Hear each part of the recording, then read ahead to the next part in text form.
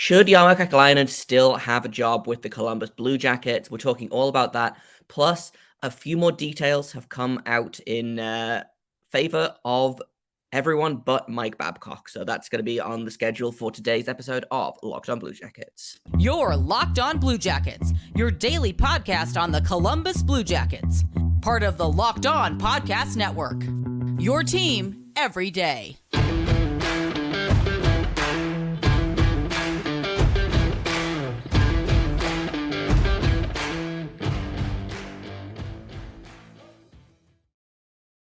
Hello and welcome to Locked On Blue Jackets, part of the Locked On Podcast Network, your team every day. I'm your host, Jay Foster.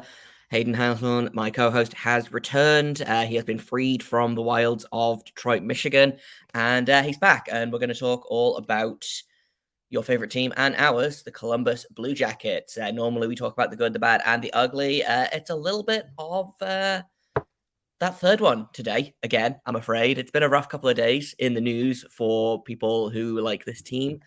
And before we get into that, though, I want to thank everyone for making this your first listen of the day every day. Locked On Blue Jackets continues to be free and available on all podcast platforms. We're over on YouTube. We are on Sirius XM. And it's been a wild couple of days in CBJ land. Mike Babcock is out. Pascal Vincent is in. Jarmo Kekalainen still has a job. And that's kind of what I want to talk about first is, should Jarmo Kekalainen have followed Mike Babcock out the door? Because I honestly think I fall on the side of yes. And I'll tell you why. It's because he knew who he was hiring. He has to be held responsible for this in a way that I don't think he is being. A lot of I don't know how many people managed to watch that press conference that happened. It would have been Monday lunchtime, if I am getting my days correct here, where he basically said, we thought we did our due diligence, but we didn't do enough, clearly. Everyone I talked to said that he was the right choice, and there was just a weird lack of responsibility on his part. I thought John Davidson spoke a lot about responsibility, and I thought he spoke a lot more candidly about how, yes, we screwed up, we were wrong, we didn't do the right thing. Jarmo was not as outgoing as that. So I'm wondering what your thoughts are, Hayden, on Jarmo Kekalainen still has a job, and is that okay? Well, yeah, obviously been a few days since I've been on. Took a bad couple days to miss because obviously a lot happened to this organization. It was, even with the time off, a lot to process. But I'm honestly really glad that this happened. I think the timing is actually better than if it would have happened a week later. Like, obviously, I wish at this point Babcock was never hired in the first place, but I was also the one on this podcast beating the drum for him. So I feel like I have some slight responsibility to say, I'm sorry. I did not believe we were going to get this version of Mike Babcock. I thought he was going to truly come in as a changed man. Seems like I do think it's kind of funny that he is such a bad person that he came in right away and lost his job immediately. Like, so big kudos to everybody out there that said, stay away from him, because you guys were right. He's a terrible coach. He's a bad coach. He might know a thing or two about the game of hockey, but part of the coaching process is getting to know your players and getting to know kind of the tools that you have in the shed. And I don't think the best way to get to know your players is to just endlessly scroll through his photos. So I think that goes without saying. Pretty embarrassing. I think the Blue Jackets are now the laughing stock of the league, which sucks. But I think everything since he got fired has been good, if that makes sense. Like, I feel like other than these couple things here, I don't know if Jarmo should be around. It sucks that we're even talking about it. But at the end of the day, he is the guy that hired Mike Babcock. You are the guy that put our young players in an uncomfortable position. I say our young players as in like the fans, young players. Like, I don't know. I think he's definitely could be. I think it wasn't his. I don't think it was his idea to investigate this situation. I think the NHLPA had to come in and be like, we heard something and like, let's figure out what's going on here. That's not a good look. Like the initial response out of the club was, oh, all is good, and I think I kind of like had a few like red flags. Everybody did. Like, what do you mean all is good? Like this report, like it's a big podcast that is all about numbers that's reporting this, but like there could be something here. And no, it took the NHLPA to believe that big podcast report, not, what the players were actually saying. So that's disappointing. Yeah, it does leave a bad taste in my mouth a little bit that the guys that were involved in bringing him in are still around. And I know I'm privileged getting to be a person that was for Mike Babcock, and my job is at no risk afterwards. Like, it's just like, oh, Hayden, that was a terrible take. So I understand calling for somebody's job is tough, but maybe it's the right thing to do. And that's a really hard decision for the organization to have to make, because Jarmo's been so good to this club in terms of being a general manager. Yeah, 100%. And like I covered this a little bit on Monday. Like, it sucks. This is the way it had to happen. And this is maybe not the best metaphor to use here, but if you don't, okay. If you have a dog that has bitten people before, why would you take it out without a leash or without a muzzle and then it bites someone again?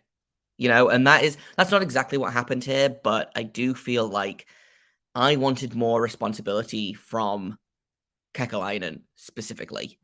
And it, like, kudos also to the media, who were not shy in asking the difficult questions. I didn't get the name of the reporter, but there was one really excellent question that was basically like, what are you going to do differently next time?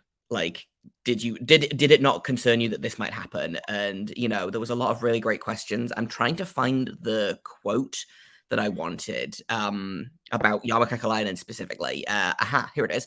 Greg Wyshynski, CBJ GM Jarmo Kekalainen, said it's a complex relationship between management and players, and they don't always feel comfortable coming to him with problems. And like, to me, that's the biggest problem that I have with all of this. And again, I talked about this a little bit on Monday, on Monday's episode. It bothers me almost more than Babcock doing all of this is these young players did not feel comfortable going to Jarmo Kekalainen. They didn't even feel comfortable going to guys like Boone Jenner or Johnny Gaudreau or Zach Werenski.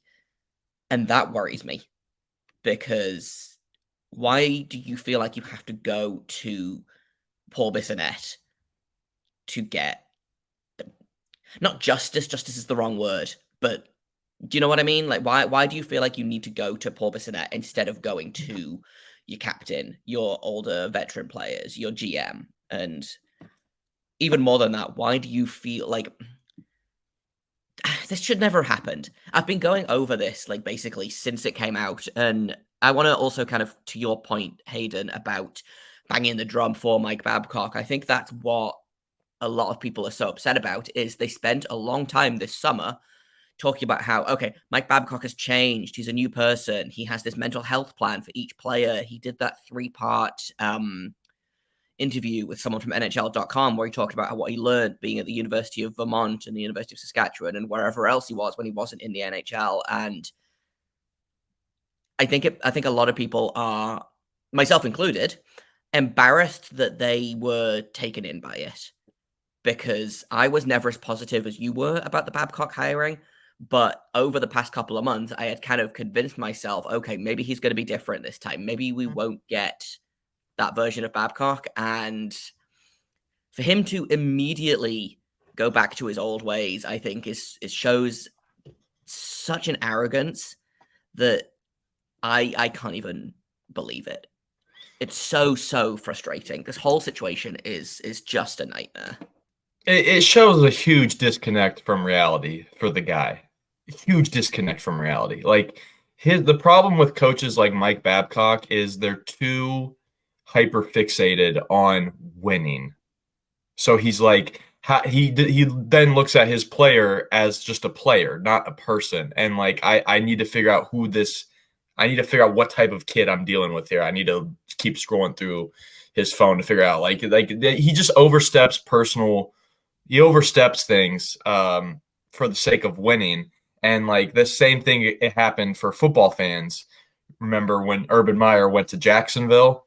And, Jacksonville fans were all like, all right, like, hey, we got a historically great coach.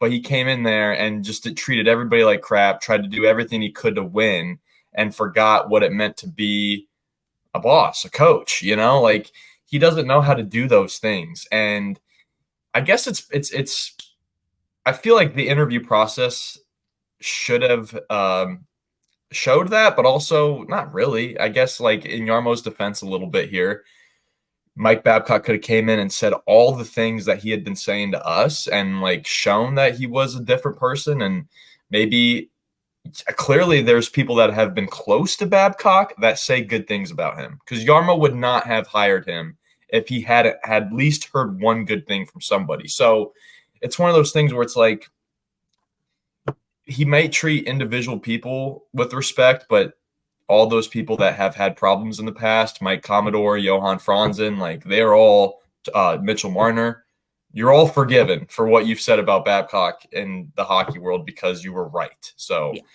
The thing for me, I think, is that this is, textbook behavior from an abuser. It's about power. The people in power with Babcock are never going to see this. And I think that's why, the veteran players came out and they were like, well, no, I didn't have a problem with it because he behaved differently with them. And in a minute, we are going to go through, there was a new episode of Spittin Chiclets that came out yesterday, I believe, and there's some bullet points in there that I want to kind of touch on that I think demonstrates exactly how screwed up this whole mess is. But Jarmo saw a completely different version of Mike Babcock than the younger players did, because Babcock knows that he can't manipulate Kekalainen, and he has to show that he can be in a position where he is, he does have access to these young players, and for whatever reason, there's something so upsetting and like insidious about it. Like if he was just an asshole, I could deal with that. Look at Tortorella. Tortorella is an asshole. He gets results, but his methods leave something to be desired, I think. There's something so just genuinely unsettling about the way that Mike Babcock has gone about this that just makes me feel so, so uncomfortable. And I don't know, I don't necessarily think that Jarmo should follow him directly out the door, but I think his job should definitely be in question. I think there should be some very difficult questions being asked by upper management, by the ownership group. And it wouldn't surprise me if the Blue Jackets, depending on how this season goes for them, if they are at the trade deadline and on the outside looking in at the playoffs, Kekalainen might not be here in the summer.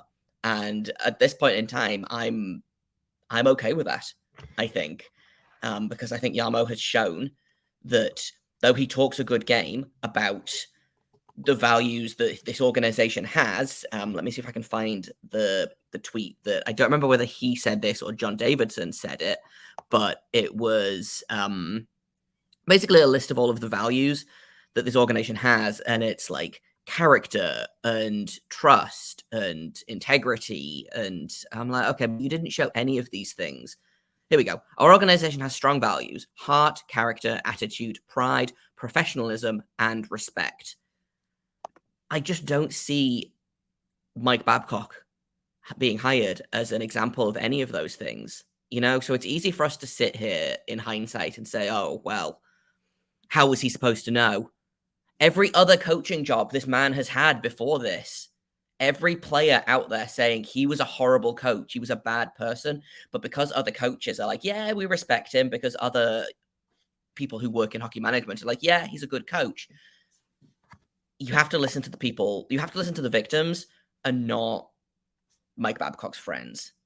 It's the same way that this is not, I'm not conflating these two things. And I want to be very clear about that. If a man assaults a woman, his friends are always like, he would never do that. And they listen to their friends and not the victim. And I don't want to conflate these two things, because what Mike Babcock did is not as bad as, literal assault. But if all of your players are saying something and all of the people in positions of power are saying something else, maybe you should be listening to your players. I want to talk about this a little bit more. And I also want to talk about that episode of Spittin Chiclets. But we've got to take a quick break, which it's really hard to segue into an ad read after you've just spent a bunch of time talking about a very serious topic. But we'll do that in just a second here on Locked On Blue Jackets. But first, we've got to talk all about FanDuel, because you need to snap into action this NFL season with FanDuel, America's #1 sportsbook. And right now, new customers are going to get $200 in bonus bets guaranteed when you place a $5 bet, whether you win or lose. That means all you have to do, put $5 on the Bengals winning this Sunday, and you're going to get $200 whether you win or lose. It's simple as that. If you've been thinking about joining FanDuel, there's no better time to get in on the action. The app is easy to use. It's secure. You get paid immediately. They've got a ton of betting options, including spreads, player props, over-unders, and even more. So visit FanDuel.com/lockedon and kick off the NFL season. FanDuel, official partner of the NFL.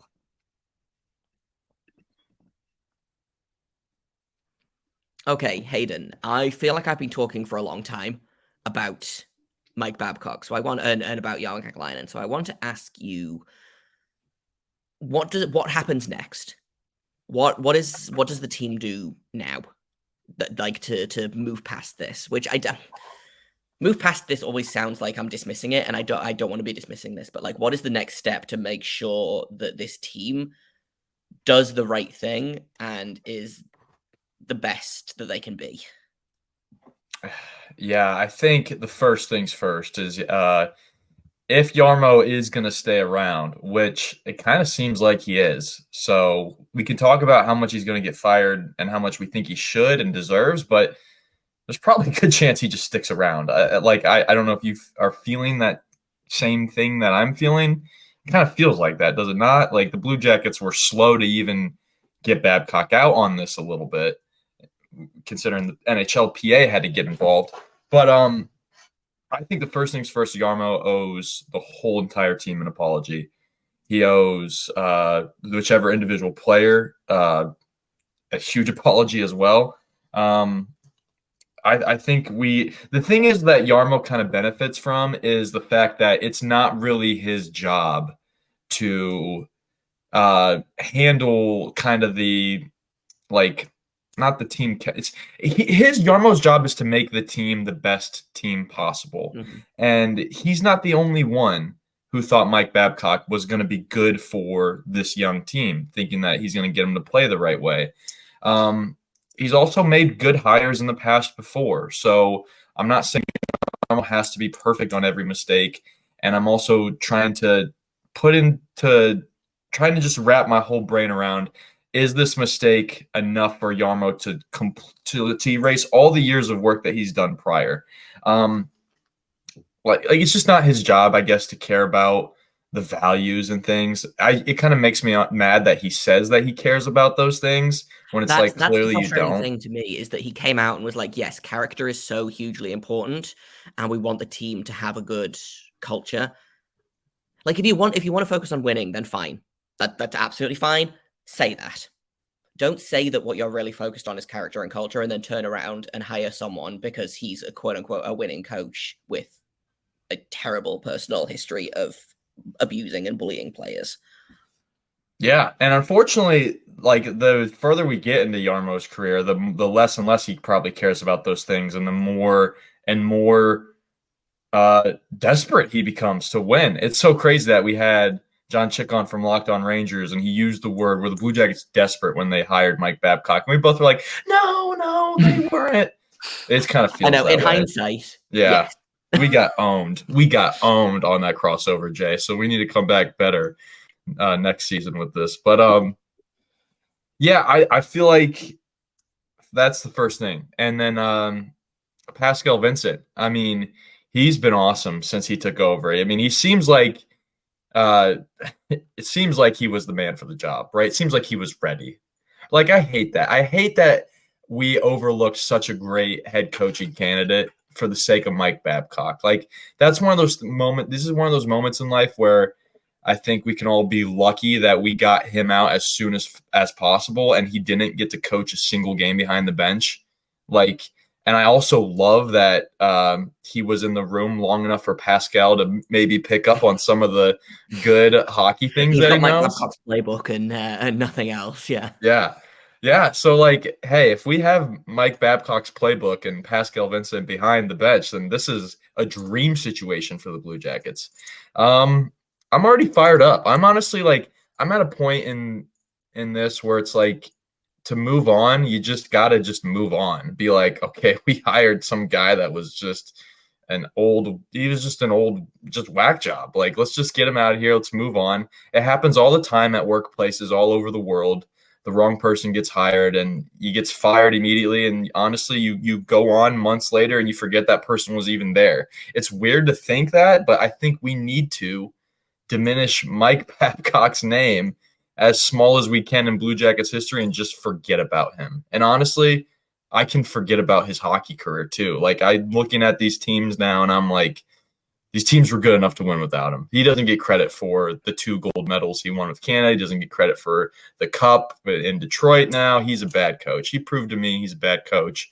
It sucks that it had to happen in Columbus, but he did not coach a game for the Columbus Blue Jackets. And I'm proud of the team and the player that spoke up, had the guts to speak up. Thank you, whoever that player was, because you saved another young player, one of your other teammates, from getting taken advantage of in ways that you shouldn't happen in any workplace. Yeah. Any workplace. That's what I wanted to bring up next, which is, if there is a silver lining to take from this, which I hate doing that. I hate being like, well, this happened for a reason and some good came out of it. But I think this shows that hockey culture is changing, and it's the young kids that are coming in and they're not putting up with this. You know, I think there's, and I talked about this a lot on Monday's episode as well, is there's this urge in hockey to not rock the boat and to shut up and take it for the team, you know? And I think the young players that are coming in today have shown in this situation that they're not going to stand for that. If they're uncomfortable, they're gonna make it known. Do I wish that they'd chosen a different method than going directly to Spittin Chiclets? Sure, but real quickly, and I understand why they went there. Real quickly, I do not believe that there was a direct text sent. I think text was sent. It was telephone. A game of telephone, yes. Yes. So I don't believe a player went to someone else, and then obviously that ended up at Spittin Chiclets. And I wish that hadn't been the route that they took, but Agreed. They did, and I'm glad that, like you, that these young players are speaking out against things like this, because this is how you stop this cycle of abuse and bullying and horrible hockey culture that has kind of, you know, I feel like every week I see a new, like, a major junior team that's under investigation for hazing the rookies, or like literally 3 days ago, I don't remember which NCAA team it was, but they've got hockey players under investigation there for hazing freshmen. Like, it's bad, and it's not improving as fast as I want it to, but it is improving. And that, I think, is a credit to the young players on this team, which shout out to them. It is comforting to know that the players that they are able to point out things like that.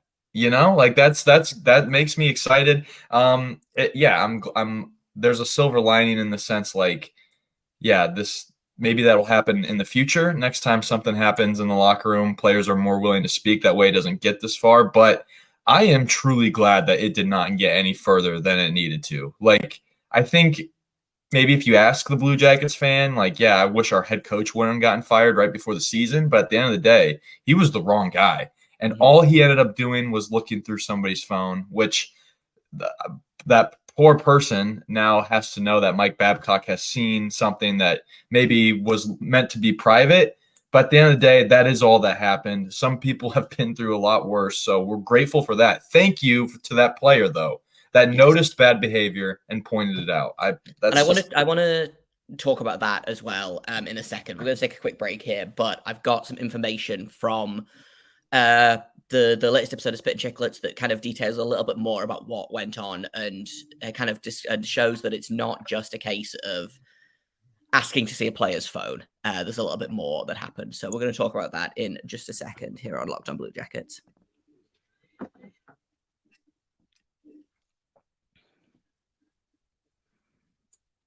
Okay, we are back with Locked On Blue Jackets. We're talking about Mike Babcock not being the head coach anymore and the fallout from that. So I believe it was Tuesday's episode of Spittin Chiclets. And I don't listen to this podcast because, well, for various reasons, mostly being that I haven't got enough time in the day to listen to podcasts that are not my own. But someone on Reddit was kind enough to sum up some pieces. And so there's some interesting bullet points here. They recorded the initial podcast on Sunday. And then apparently Paul Bissonnette asked around for a couple more sources on Monday before he felt comfortable releasing it last Tuesday. Both Whitney and Biz had several current and former players verify what was being reported was true. There was no ambiguity. This happened. Reading the tea leaves, some of the first-hand sources they had were from rookies/young players. Both guys kept saying telling an 18-year-old to hand you their phone is a horrible abuse of your power dynamic. Yes, this is correct. A couple of things here that surprised me. Biz was surprisingly on a Blue Jackets defensive position. First of all, he asked the media to stop asking the players questions. It happened in the offseason. It was addressed in the offseason. You can't bother these players all year about it. They did nothing wrong. And he also took offense to Whitney saying that Jarmo should get fired, said that he didn't like Jarmo's statement, but that Jarmo Kekalainen has a big heart, and he took a big leap, giving a guy a second chance and shouldn't lose his job for this. Another point, which is something that I was not expecting to get from Ryan Whitney, of all people, what if one of the young Blue Jackets is a player in the closet?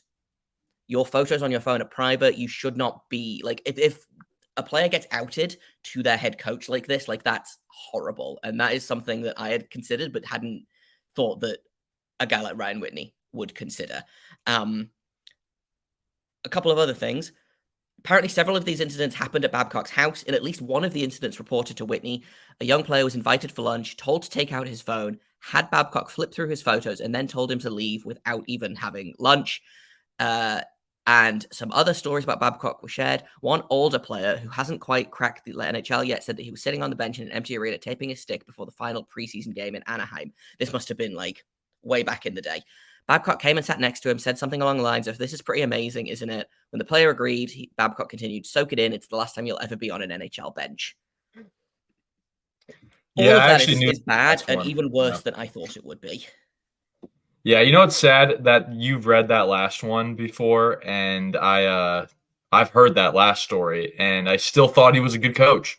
And it's like, it's one of those things where, man, you wanted him to be a good coach. He had so many chances. Like, he had so many chances to not do this. I just don't understand. It's frustrating. I feel so bad that that player had that experience. Like, you went over to the guy's house, you're probably so excited to meet the new coach, like, you know, and then that it went down the way that it went down. That's probably just horrible. And then, like, but directly in line with things that have happened between him and players in the past. So good on that player again for identifying that something was wrong. I guess, yeah, that's you. I'm glad he's gone. I hate that this is the way that the summer ended. It sucks. I would rather be talking about the team, but I guess we were living in 70 days of Blue Jackets hell, and we didn't even really know it. So that's the thing. I was so excited. So I was going to record. Hayden was away this weekend. I was like, cool, I'll record all about Traverse City. Adam Fantilli had a 5-point game. It's going to be amazing. I can't wait to talk about him. I can't wait to talk about Jordan DeMay. I was working my own game at the time. Game finished. I was packing up.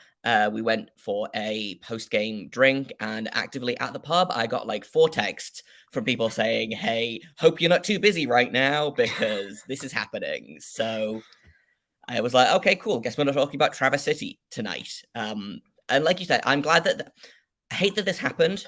Wish it had happened earlier in the season. I know someone, I believe Mike Commodore, said that he heard about this 6 weeks ago, but he wanted to wait until training camp for some reason. I don't remember what his reasoning was. And I wish that this had happened 6 weeks ago when it first kind of was floating around. instead of right before training camp. But I'm equally glad that, can you imagine if this had come out in November? And we'd been in the season? Yeah, no, that would be terrible. I mean, like, thank God Pascal Vincent is going to have all of the training camp practices to work with the team. Like, at least, like, the team is going to be on somewhat the same page.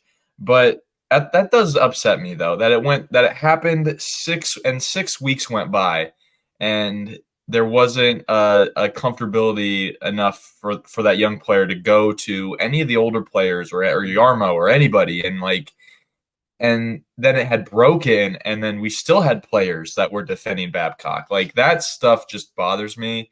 I guess that's one thing that's going to be hard for me to get over. It's not hard for me to get over that we hired him and messed up as an organization. Because, like, I guess that thing happens, like.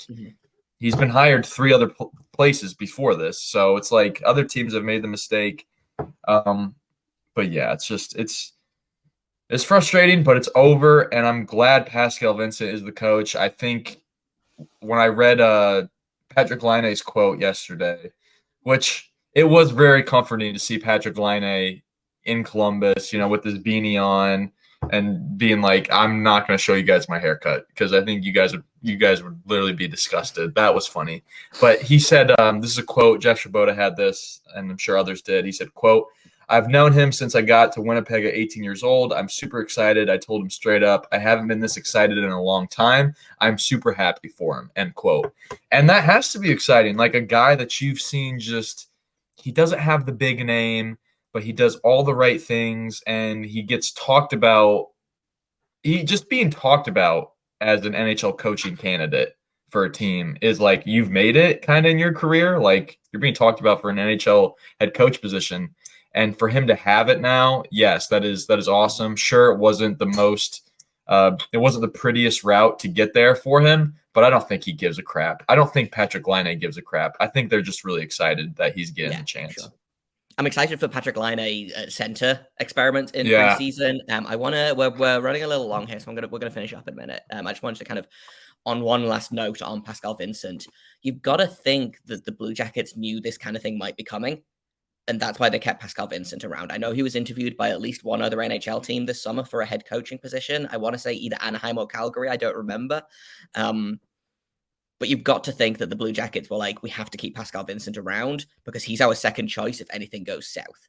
And whether that was the Blue Jackets start off horribly or whether Mike Babcock is up to his old tricks, which that's a whole other thing if you think that it might go badly and you hire him anyway, that I don't even want to think about right now. But yeah, like you, extremely grateful that some other team did not snatch Pascal Vincent up this offseason. I'm really excited. It sounds like the players are excited. Training camp opens today, I believe, with medical, and then they will be on ice tomorrow.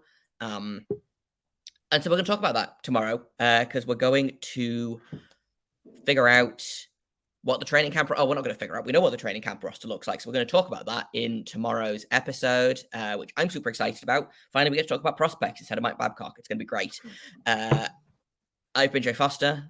That's been Hayden Heilshorn.